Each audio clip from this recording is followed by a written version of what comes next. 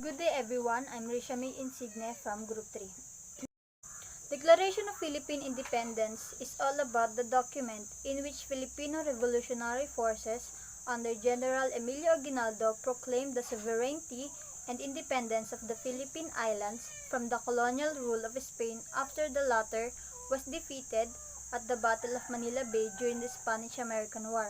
The declaration, however, was not recognized by the United States or Spain, as the Spanish government ceded the Philippines to the United States in the 1898 Treaty of Paris in consideration for an indemnity for Spanish expenses and assets lost. So these are the following questions assigned on our group. Number 1. What's the author's point of view regarding the issues he raised? It is to proclaim the sovereignty and independence of the Philippines from the colonial rule of the Spanish Empire. What phrases indicate this point of view or position in favor of or against any individual, group, or viewpoint? People have certain inalienable rights including life, liberty, and pursuit of happiness.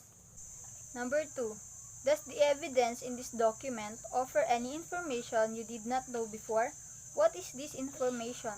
The answer is Emilio Aguinaldo led Filipino rebels after 300 years of Spanish rule. In 1896, Spanish uncovered the Katipunan Plan. In March 1897, Emilio Aguinaldo became leader of revolution. In May 1898, Aguinaldo made arrangement with United States. Number 3. Does the evidence support or contradict anything you have learned from a book, textbook, or some other sources? What might this be?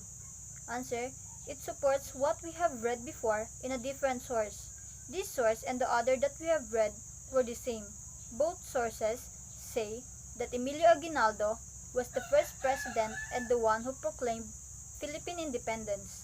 He also teamed up with Americans to free the Philippines against Spanish and also led a rebellion against American but ended up taking an oath of allegiance to the United States. Number 4. What information should you counter-check with other sources? The answers are information about Emilio Aguinaldo proclaiming the independence of the Philippines, information about the Philippines when colonized by the Spanish, information about Aguinaldo negotiating an agreement with the Spanish by late 1897. Question number 5. Does this source broaden or deepen your understanding of its period? Yes, and how?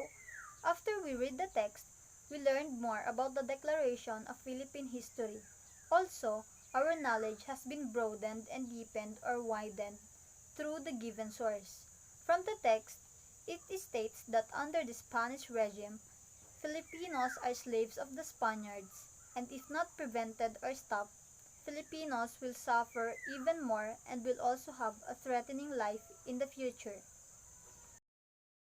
That's all from our group, and thank you.